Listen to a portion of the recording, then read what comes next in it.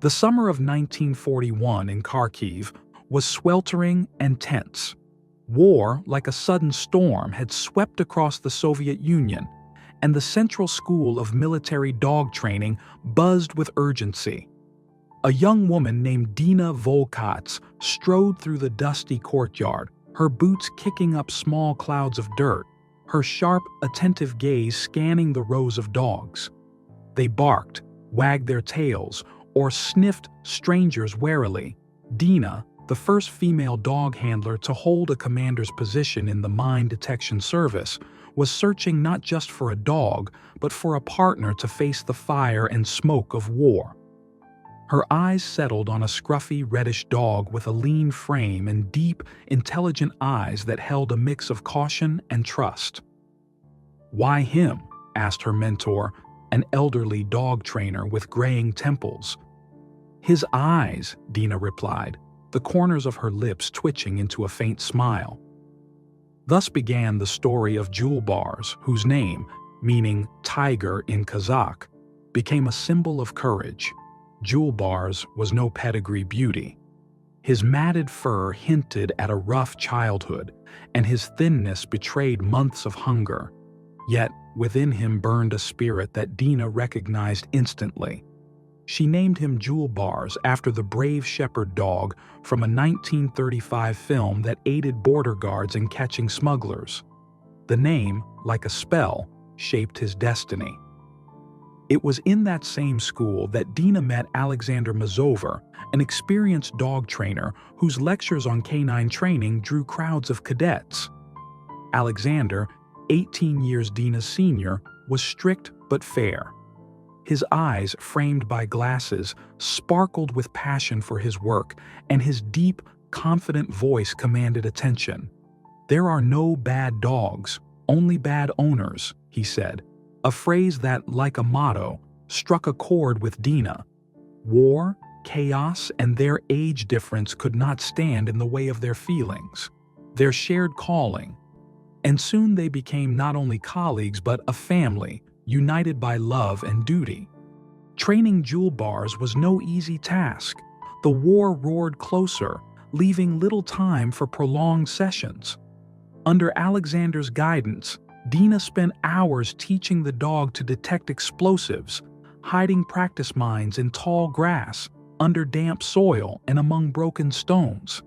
At first, Djulbars was hesitant, but soon he located mines with astonishing precision, sitting beside them and looking at his handler with pride. Dina taught him not only to sniff out the scent of TNT, but also to stay calm amid artillery's roar, ignore flashes, and resist distractions like the smell of food or blood. Their bond grew stronger each day. Dina scratched behind his ears, whispering words of encouragement, and Djulbars nuzzled her palm with his wet nose, as if promising not to let her down. By 1944, Dina and Djulbars were part of the 37th Separate Mine Clearance Battalion, OBR. As the war pushed westward, mine detection dogs became indispensable. The retreating Germans left behind minefields that threatened soldiers, civilians, and even historical landmarks. Djulbars, with his extraordinary sense of smell, stood at the forefront of this invisible war. With the battalion, he nearly reached Berlin, clearing mines across Hungary, Romania, Czechoslovakia, and Austria.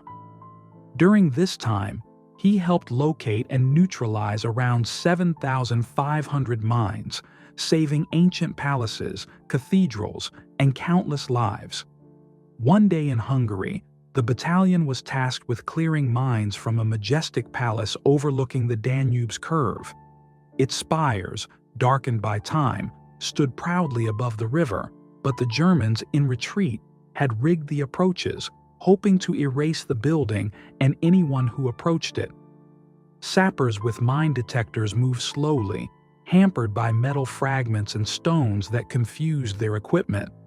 Dina, biting her lip, brought out Djulbars. The dog, head low to the ground, moved forward, his reddish fur glinting in the sunlight, his tail twitching with focus. Within minutes, he sat, staring at an unremarkable patch of earth. The sappers checked. A mine. Then another, and another. That day, Djulbars uncovered dozens of traps, preserving the palace intact. When the work was done, the battalion's command, smiling as they scratched their canine comrade behind the ear, left graffiti on a wall, the number 37 and the silhouette of dog ears signaling, checked, no mines or shells. From September 1944 to August 1945, Djulbars cleared mines from St. Vladimir's Cathedral in Kiev, Taras Shevchenko's grave in Kaniv, Prague's castles, and Vienna's palaces. Each time he found a mine, he looked at Dina with quiet pride, and she, exhausted but joyful, praised him as if he understood how many lives he'd saved. But war spared no one. In May 1945, during a mission in Czechoslovakia, Djulbars was wounded. A shard struck his paw, and the dog, limping, collapsed onto the damp earth. Dina, her heart gripped by fear, rushed to him. Under fire, she bandaged the wound with a strip of fabric torn from her uniform and, clutching the dog to her chest, carried him from the danger zone. Veterinarians fought for his life, and Djulbars, like a true soldier, pulled through. By June 1945, with the war over, Djulbars was still recovering. His heroism did not go unnoticed. For his extraordinary contribution to mine clearance, Djulbars was awarded the Medal for Battle Merits. This rare honor for a dog recognized his bravery.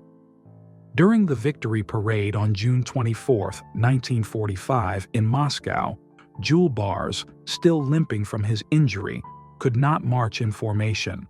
By Stalin's order, impressed by the dog's feats, Djulbars was carried across Red Square on the leader's tunic, a symbol of the highest honor for the four-legged hero.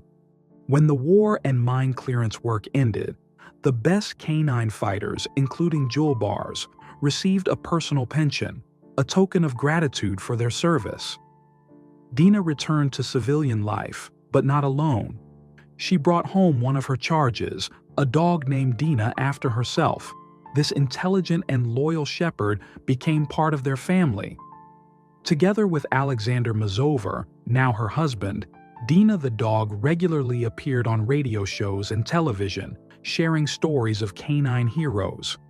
Alexander, whose charisma and love for animals captivated audiences, spoke about dog training with such passion that his words inspired thousands to adopt puppies or care better for their pets. After the war, Alexander Mazover dedicated himself not only to training dogs, but also to writing.